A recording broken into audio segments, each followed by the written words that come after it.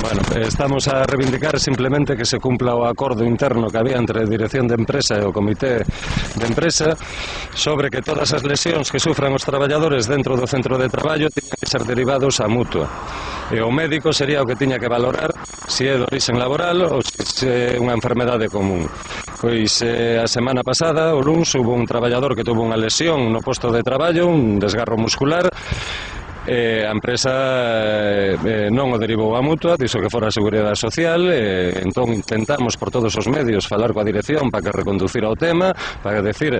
temos un acordo desde fai un ano que xa tiñamos solventado esta problemática, en cambio negouse tajantemente a enviar a mutua. Entón, ante este retroceso,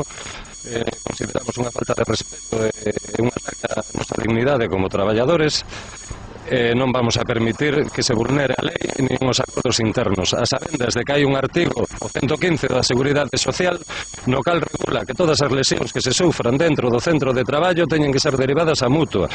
Inclusive, que prevaleza a presunción de inocencia do traballador, terá que ser un médico que demostre o contrario. E ante esta flagante